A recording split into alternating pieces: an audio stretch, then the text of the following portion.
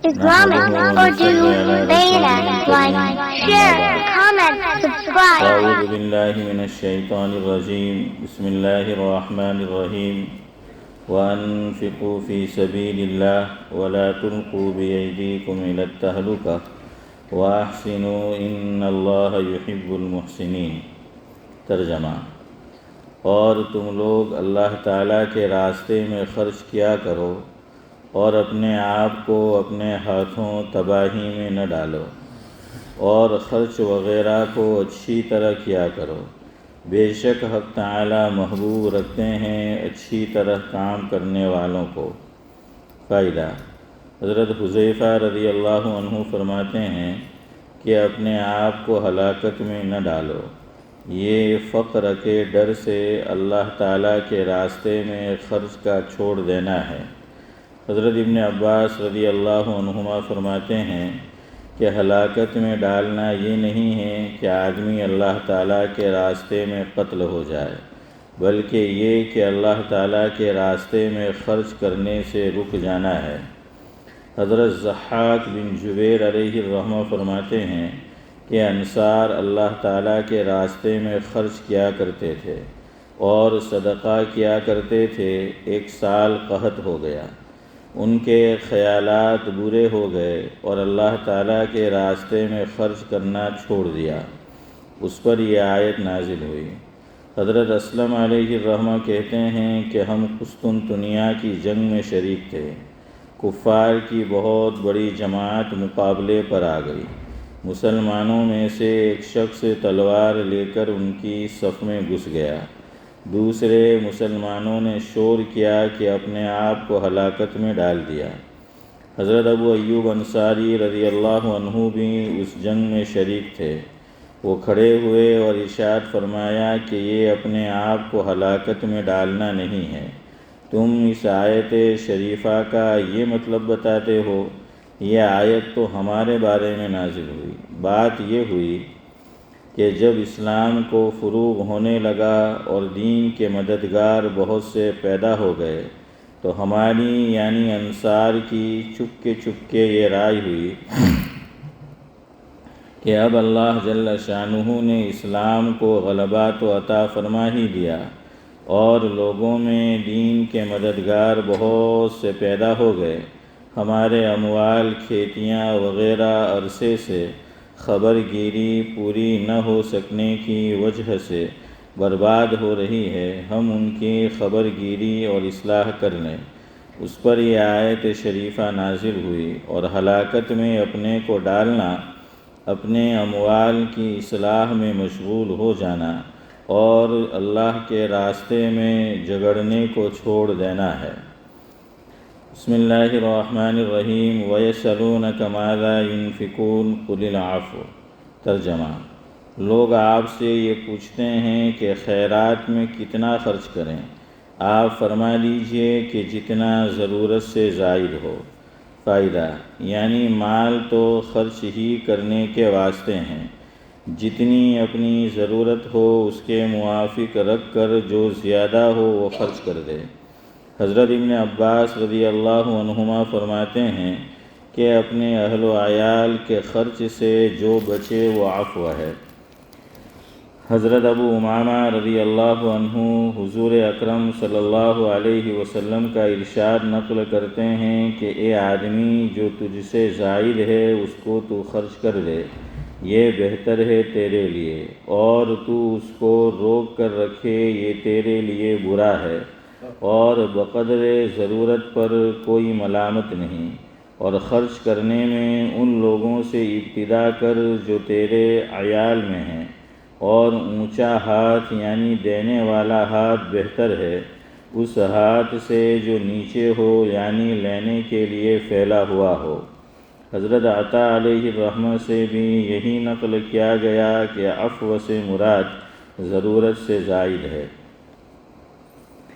حضرت ابو سعید خدری رضی اللہ عنہ فرماتے ہیں کہ ایک مرتبہ آقا نے ارشاد فرمایا کہ جس کے پاس سواری زائد ہو وہ ایسے شخص کو سواری دے جس کے پاس سواری نہیں ہے، اور جس کے پاس توشہ زائد ہو وہ ایسے شخص کو توشہ دے جس کے پاس توشہ نہ ہو۔ حضور اکرم صلی اللہ علیہ وسلم نے اس قدر اہتمام سے یہ بات فرمائی کہ ہمیں یہ گمان ہونے لگا کہ کسی شخص کا اپنے کسی ایسے مال میں حق ہی نہیں ہے جو اس کی ضرورت سے زیادہ ہو، اور کمال کا درجہ ہے بھی یہی کہ آدمی کی اپنی واقعی ضرورت سے زائد جو چیز ہیں وہ خرچ ہی کرنے کے واسطے ہیں، جمع کر کے رکھنے کے واسطے نہیں ہے۔ بعض علماء نے عفو کا ترجمہ سہل کا کیا ہے، یعنی جتنا آسانی سے خرچ کر سکے کہ اس کو خرچ کرنے سے خود پریشان ہو کر دنیاوی تکلیف میں مبتلا نہ ہو، اور دوسرے کا حق ضائع ہونے سے آخرت کی تکلیف میں مبتلا نہ ہو۔ حضرت ابن عباس رضی اللہ عنہما سے نقل کیا گیا کہ بعض آدمی اس طرح صدقہ کرتے تھے کہ اپنے کھانے کو بھی ان کے پاس نہ رہتا تھا، حتیٰ کہ دوسرے لوگوں کو ان پر صدقہ کرنے کی نوبت آ جاتی تھی۔ اس پر یہ آیت نازل ہوئی۔ حضرت ابو سعید خدری رضی اللہ عنہ فرماتے ہیں کہ ایک شخص مسجد میں تشریف لائے، حضور اکرم صلی اللہ علیہ وسلم نے ان کی حالت دیکھ کر لوگوں سے کپڑا خیرات کرنے کو ارشاد فرمایا۔ بہت سے کپڑے چندے میں جمع ہو گئے۔ حضور اکرم صلی اللہ علیہ وسلم نے ان میں سے 2 کپڑے ان صاحب کو عطا فرما دیے۔ اس کے بعد پھر آقا نے صدقہ کرنے کی ترغیب دی اور لوگوں نے صدقے کا مال دیا، تو ان صاحب نے بھی 2 کپڑوں میں سے ایک صدقے میں دے دیا، تو حضور اکرم صلی اللہ علیہ وسلم نے ناراضگی کا اظہار فرمایا اور ان کا کپڑا واپس فرما دیا۔ قرآن پاک میں اپنی ضرورت کے باوجود خرچ کرنے کی ترغیب بھی آئی ہے، لیکن یہ انہی لوگوں کے لیے ہیں جو اس کو بشاشت سے برداشت کر سکتے ہوں، ان کے دلوں میں واقعی طور پر آخرت کی اہمیت دنیا پر غالب آ گئی ہو، جیسے کہ آیات کے سلسلے میں نمبر 26 پر یہ مضمون تفصیل سے آ رہا ہے۔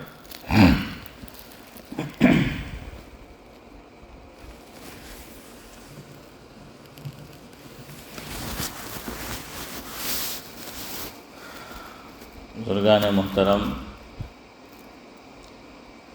سفر ہوتا ہے، سفر ہوتا ہے، کیسا بھی ہو پر خطر ہوتا ہے۔ آج کتنی سہولیات ہے، لیکن اس کے باوجود سفر خطرے سے خالی نہیں ہے۔ ہمارے ایک بزرگ ماضی قریب میں ان کا انتقال ہوا، جس سے میری مراد حضرت مولانا مفتی ظفر ولی خان صاحب نور اللہ مرقدہ ہے۔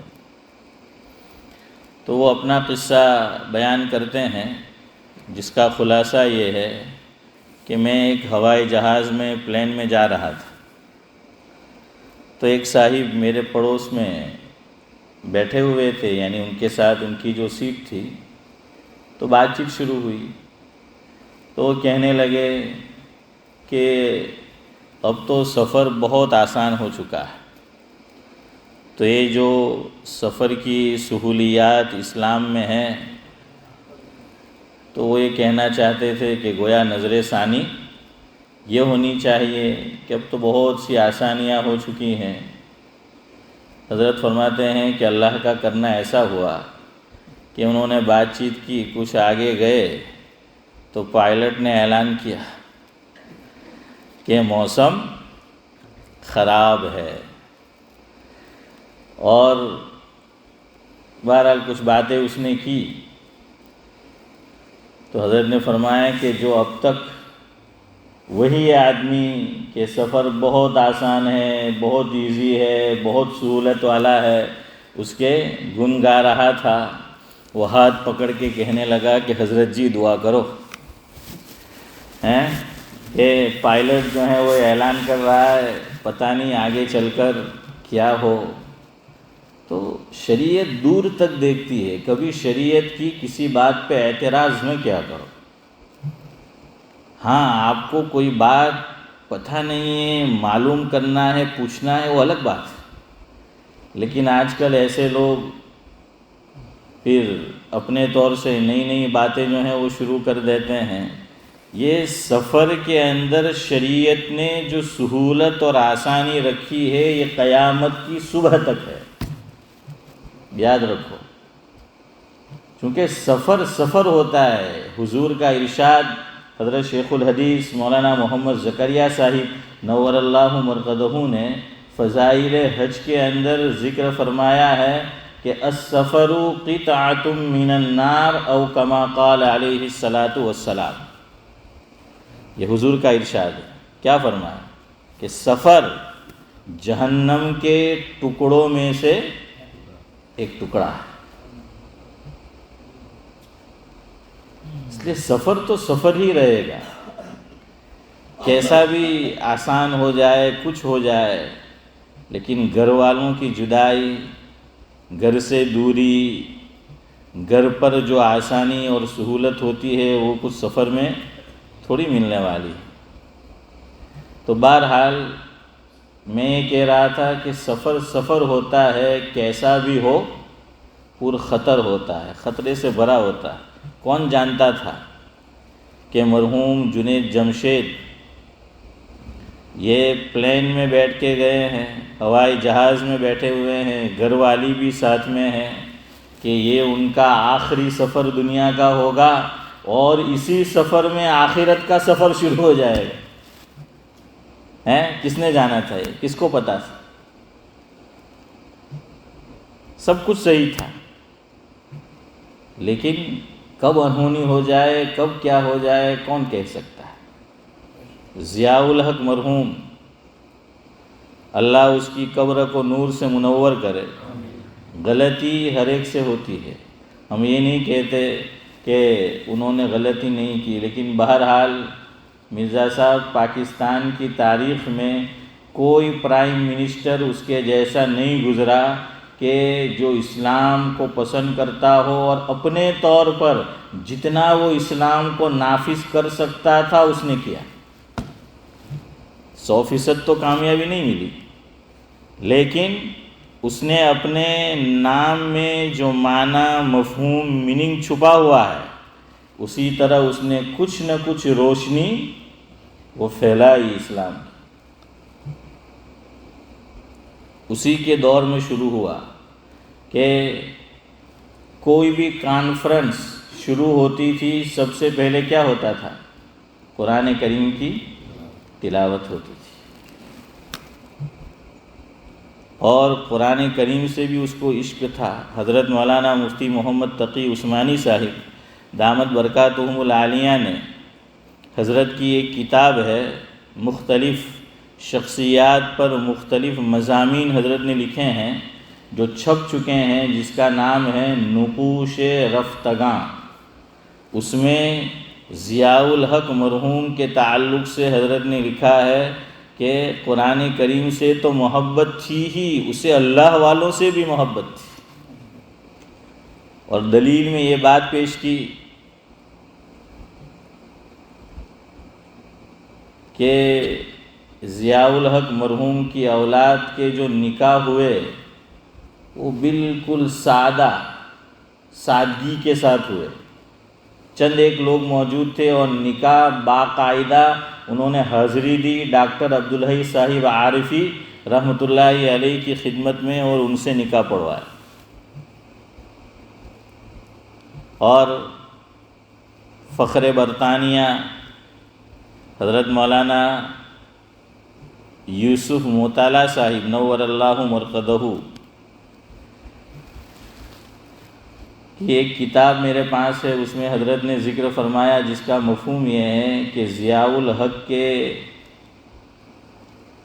ساتھ جو حادثہ پیش آیا تو اس سے پہلے میں نے خواب دیکھا.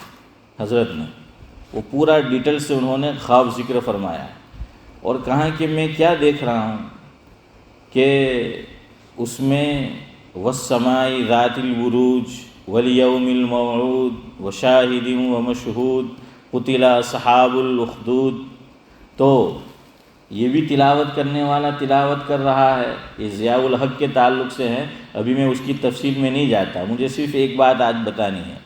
تو کہا کہ وہ میں دیکھ رہا ہوں اور خواب میں پوری سورہ بروج کے اخیر میں بل ہوا قرآن مجید فی لوح محفوظ.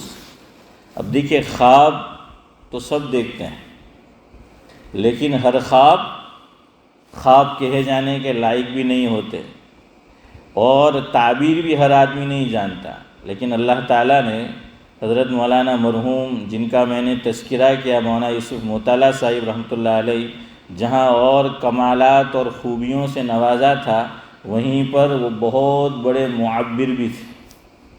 خواب کی تعبیر کا علم بھی اللہ تبارک و تعالیٰ نے دیا تھا. اور آپ یوں بھی تعبیر کرنا چاہے تو کر سکتے ہیں کہ نام کا بھی اثر ہے. قرآن کریم نے حضرت یوسف علیہ السلام کی قصے میں بتایا کہ ہم نے آپ پر احسان کیا کہ آپ کو کیا عطا فرمایا، خواب کی تعبیر کا علم. تو ان کا بھی نام یوسف تھا. اور 10ویں محرم الحرام کو انتقال ہوا ہے. اور کہاں انہوں نے پڑھا؟ راندیر جامعہ حسینیہ میں. تو لوگ جہاں پڑھتے ہیں، کوئی دیوبند پڑھتا ہے تو قاسمی کہتے ہیں. اب قاسمی کہنا چاہیے کہ نہیں، اس پہ بھی اب بحث. اور پھر سہارنپور والے مظاہری کہتے ہیں. تو گویا حضرت حسینی تھے. مولانا یوسف موطالعہ علیہ الرحمہ کی جامعہ حسینیہ میں پڑھا. اور حضرت حسین کی شہادت کا واقعہ کب پیش آیا؟ اللہ کے بندو، اس طرح بولتے ہو کہ نہ مجھ تک آواز پہنچتی ہے اور نہ کچھ جو ہے سمجھ میں آتا ہے. نورانی بھائی، نور ڈالو تو کچھ اس طرح ڈالو کہ میرے قلب و جگر پہ بھی پڑے. پتہ نہیں جنوں میں بک رہا ہوں کیا کیا. شاعر کہتا ہے پتہ نہیں جنوں میں بک رہا ہوں کیا کیا، خدا نہ کرے کچھ نہ سمجھے کوئی. تو ویسی جو ہے وہ تو آپ تو بات کرتے ہو. بہرحال 10ویں محرم الحرام کو تو دیکھیے وہاں بھی نسبت ہو گئی حسینی. حضرت حسین کا انتقال کہاں ہوا؟ حالت سفر میں. سفر کیسا تھا؟ دینی تھا. حضرت کا انتقال کہاں ہوا؟ حالت سفر میں، ہے نا نزیل بھائی؟ اور سفر کیسا تھا؟ دینی تھا. تو اللہ تعالیٰ کا بھی عجیب نظام ہے. اور یہ بھی کہ پیدائش بھی حضرت کی محرم کی، انتقال بھی محرم کا، اور تاریخ بھی تقریباً ایک. اور یہی معاملہ حضرت جی ثالث مولانا انعام الحسن صاحب رحمۃ اللہ علیہ کا، کہ پیدائش کا دن بھی وہی اور انتقال کا دن بھی وہی. تاریخ وہی اور مہینہ بھی جو ہے اسلامی وہی. بہرحال تو حضرت نے یہ لکھا وہ پوری تعبیر اخیر میں کہ ضیاء الحق، کہ میں نے بچوں سے کہا کہ اس سے مراد ضیاء الحق ہے، کچھ ہونے والا ہے.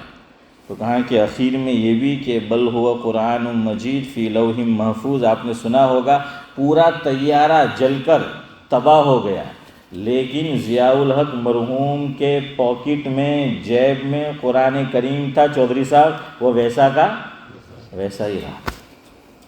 اسے کچھ نہیں ہوا، اسے کوئی آنچ نہیں آئی. بہرحال تو میں یہ کہہ رہا تھا، سفر ہی ہوتا ہے، اور مشکلات برا ہی جو ہے وہ سفر ہوتا ہے، چاہے کتنی ہی سہولیات جو ہیں آج وہ میسر آ جائے. اسی لیے قرآن کریم نے جہاں پر زکوٰۃ کے مصارف کا بیان کیا کہ زکوٰۃ میں اور آپ اور صاحب نصاب آدمی زکوٰۃ کس کو دے سکتا ہے، تو قرآن کریم نے تفصیل بیان کی کہ انما الصدقات للفقراء والمساکین والعاملین علیہا والمؤلفۃ قلوبہم وفی الرقاب والغارمین وفی سبیل اللہ وابن السبیل. کیا فرمایا؟ وابن سبیل کیا معنی؟ ابن عربی لفظ ہے، آپ جانتے ہیں کیا معنی؟ بیٹا، اور سبیل یعنی راستہ. ہم بولتے ہیں نا کہ فی سبیل اللہ، یعنی کس میں؟ اللہ کے راستے میں. تو قرآن نے کہا کہ وابن السبیل، کہ راستے کا بیٹا. اور راستے کا بیٹا سے مراد کون ہے؟ مسافر. وہ اپنے مقام پر ملینر ہے، بلینر ہے، لیکن سفر میں گیا. اور سفر سے مراد سفر شرعی ہونا چاہیے. ہاں شیخ زمن یاد رکھیو، سفر دو ہوتے ہیں. ایک سفر عام، ابھی میں گھر سے مسجد تک آیا، آپ گھر سے مسجد تک آئے، یہ بھی سفر ہے، لیکن یہ سفر شرعی نہیں ہے. سفر سے مراد سفر شرعی، یہ جو ہے وہ مراد ہے. تو ایک بندہ گیا اور اپنے مقام پر ملینر بلینر ہے. اب تو خیر بہت سے سہولت کی راہیں میسر ہے، کریڈٹ کارڈ ہے اور بھی کچھ ہیں، لیکن پہلے ایسا نہیں تھا. اور اب بھی کچھ دنیا بھر میں تھوڑی ایسا ہے، آج بھی وہ شکل جو ہے وہ پیش آ سکتی ہے. اب اس آدمی کے پاس پیسہ ہی نہیں ہے، پیسہ ختم ہو گیا، چوری ہو گیا، یا یہ کہ گم ہو گیا، گر گیا کہیں پر. اب راستے میں اسے بھی پیسے کی ضرورت ہے، تو کوئی بندہ اسے للہ رقم دینے کو تیار نہیں، کوئی بندہ اسے صدقے کی رقم دینے کو تیار نہیں. صدقے سے عام صدقہ مراد. اور صدقے سے یہاں قرآن کریم میں جو آیت میں نے پڑھی وہ زکوٰۃ مراد ہے. تو زکوٰۃ اگر کوئی آدمی اس کو آفر کرتا ہے کہ میں تجھے زکوٰۃ کی ہنیم پائی رقم دیتا ہوں، تو شریعت کہتی ہے کہ یہ اپنے مقام پر چاہے ملینر یا بلینر ہے، لیکن زکوٰۃ قبول کر سکتا ہے. اور کیسی قبول کر سکتا ہے جاوید بھائی؟ واپس لوٹانی بھی نہیں ہے، ریٹرن بھی نہیں کرنی کہ بھائی اب زکوٰۃ اس نے لے لی تو اپنے مقام پر آ کر جتنی رقم اس نے زکوٰۃ کی لی ہے وہ واپس دے دے. ہاں وہ دینا چاہے وہ الگ بات ہے، لیکن شریعت اسے مکلف نہیں کرتی. تو بہرحال سفر کے تعلق سے ہم نے موضوع ہم نے پکڑا ہے، کل سے سفر کا بیان ہے. تو یہ پہلے میں نے ایک تمہید قائم کر دی کہ اگلی بات سمجھنا آسان ہو آپ کو، کہ سفر آج بھی چاہے کتنی ہی سہولت اور آسانی میسر ہو، شریعت نے جو رخصت حضور اکرم صلی اللہ علیہ وسلم کے زمانے میں دی ہوئی تھی، وہی رخصت آج کے مسلمان کو بھی ملے گی، اور قیامت تک آنے والے مسلمانوں کو بھی جو ہے وہ ملے گی. اور یہاں حضور کی ایک عادت یاد رکھو. ہاں ابن جوزی علیہ الرحمہ نے لکھا ہے، اور حدیث بھی ہے ویسے، جس کا مفہوم یہ ہے کہ آپ صلی اللہ علیہ وسلم کے سامنے دو راستے ہوتے، ایک آسان راستہ اور ایک اس کے مقابلے میں، جو آسان ہے اس کے مقابلے میں سعید بھائی مشکل راستہ. تو یہ حضور کی ہمیشہ کی عادت تھی، یہ نہیں کہ ایک دو مرتبہ ایسا کیا.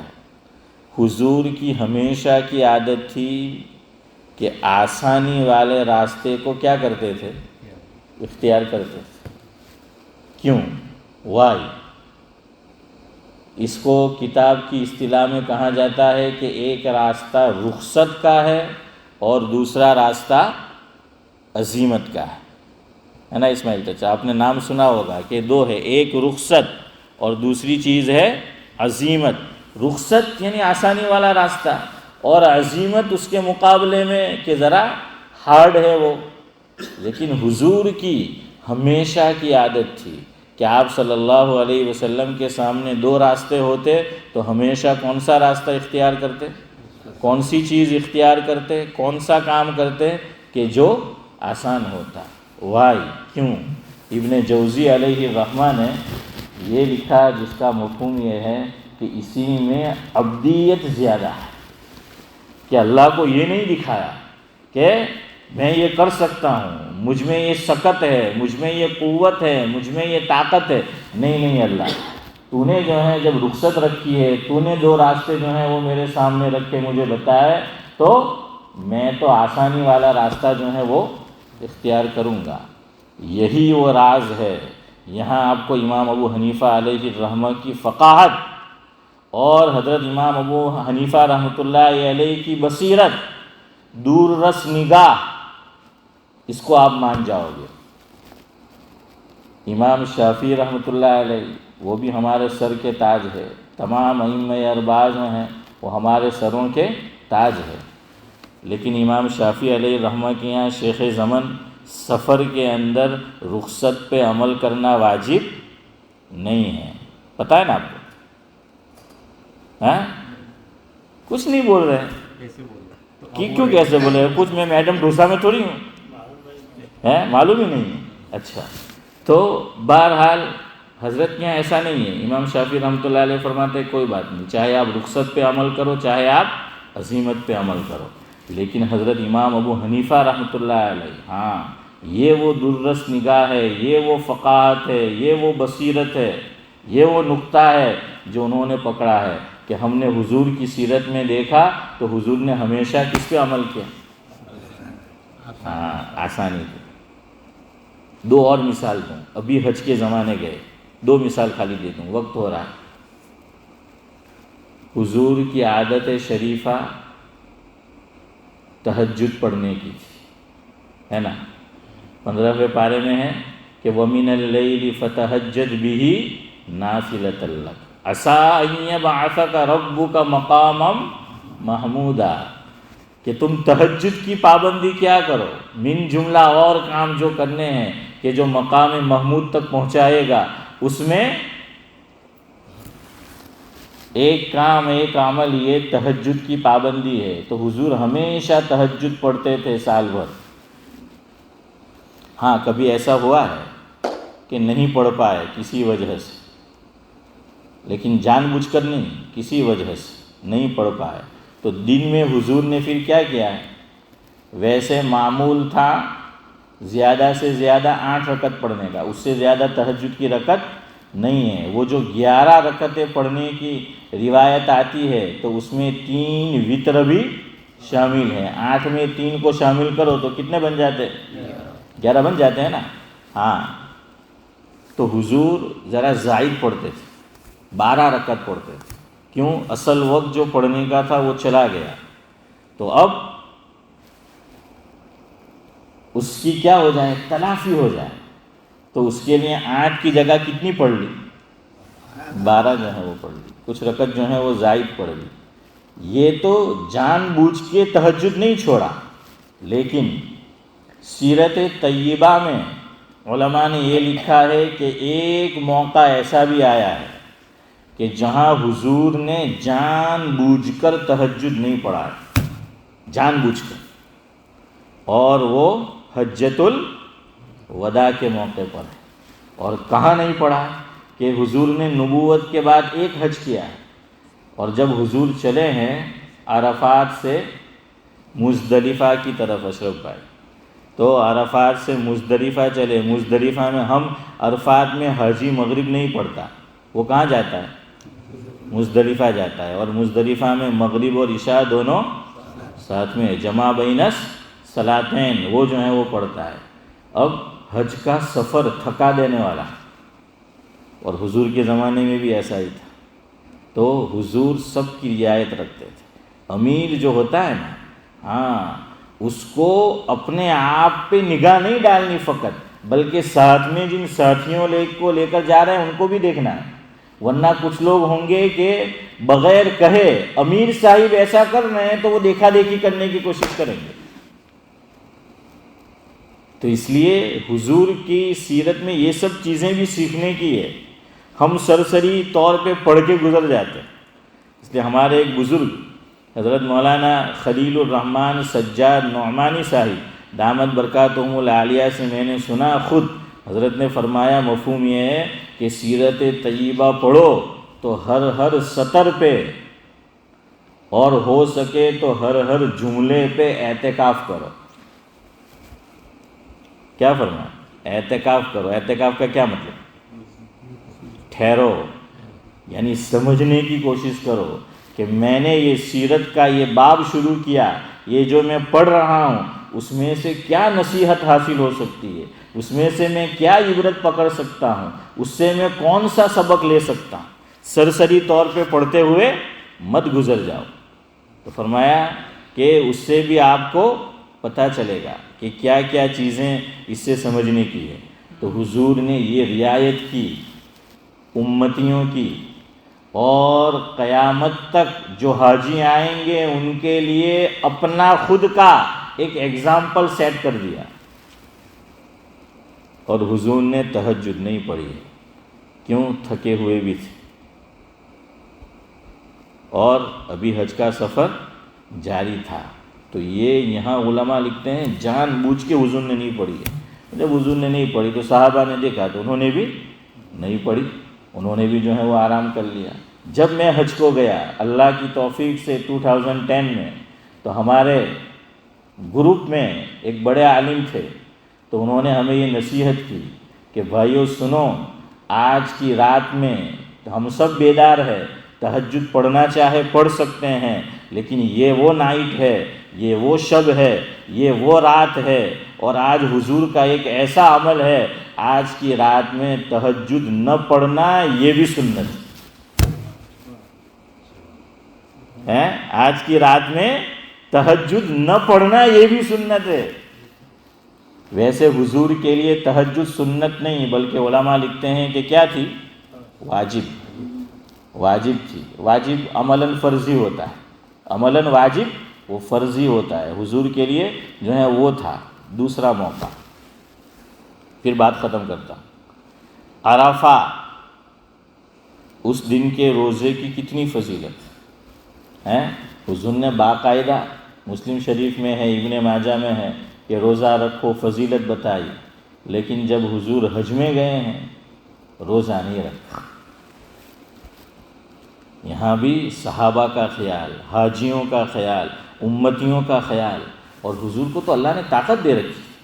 حضرت مولانا محمد قاسم نانوتوی رحمۃ اللہ علیہ ہیں، قاسم العلوم والخیرات جنہیں ہم کہتے ہیں، خطیب الامت حضرت مولانا ابرار احمد صاحب دلیوی رحمۃ اللہ علیہ سے میں نے سنا، اور اس کو میں نے کتاب میں بھی لکھا ہے مجالس میں۔ حضرت فرماتے تھے کہ الحمدللہ، مولانا قاسم نانوتوی، میں نے اللہ کا اتنا ذکر کر لیا ہے کہ اب میں آخری سانس تک پانی کا ایک گھونٹ نہ پیوں، کھانے کا ایک لقمہ نہ کھاؤں، میں زندہ رہ سکتا ہوں، میں زندہ رہ سکتا ہوں۔ آپ کہیں گے کھائے پیے بغیر زندہ رہا جا سکتا ہے؟ تو کوئی پیٹو لوگوں نے تھوڑی سمجھ میں آئے ہاشم بھائی، سمجھ آئے گا یہ نہیں آئے گا ہم کو؟ آخرت میں کیا ہوگا؟ یہی ذکر اللہ جنتیوں کی خوراک ہوگی۔ આપણે તો પણ શું છે નુરાનીભાઈ હેલું જોયા કરલું કે વલકુમ ફીહા મા તશ્તહી અનફુસુકુમ, આપણને આ જ દેખાય کہ جنت میں تو ایک سے ایک، ٹھیک ہے وہ ملنے والا ہے لیکن پیٹ بھرنے کے لیے نہیں ہے۔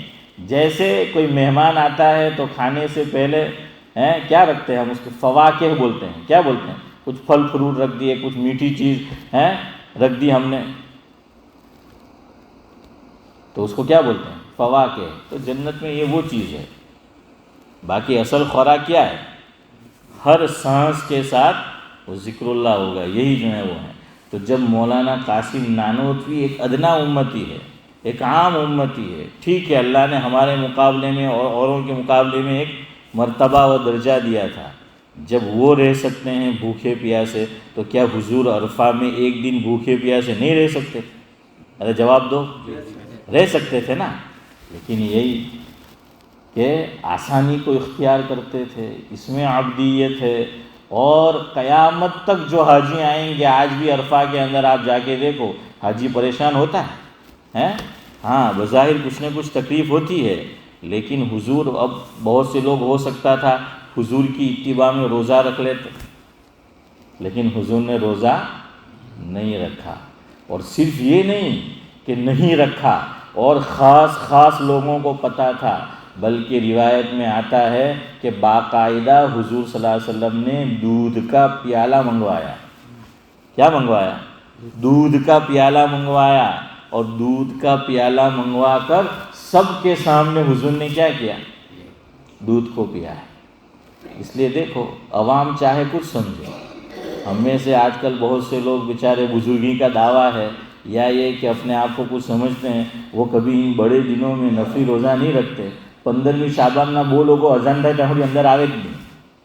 અરફાના દિવસે અંદર આવે જ નહીં ઇમામ સાહેબ ને મોલ સાહેબ. કેમ? તો કે હારા રોજો નહીં છોડા બધાના હંભે તો ઇસ્માઇલ ચાચા શું વિચારે લોકો ہیں. ہاں یہ مخلوق کا ڈر. نبی سب کے سب کیا ہوا؟ اللہ تو جانتا ہے نا مخلوق کو نہیں کھانا ہے، یہ اللہ کے لیے کرنا ہے.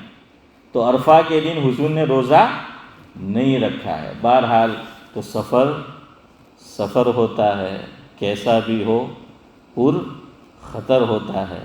ہماری گفتگو کا بھی آج کا سفر یہیں پہ ختم ہوتا ہے، اور کل انشاءاللہ چھٹی، منڈے کو ملیں گے، پیر کو جو ہے وہ ملیں گے. ویسے جمعہ کو ہے. سبحان اللہ و بحمدہ، سبحانک اللہم و بحمدک، نشہد ان لا الہ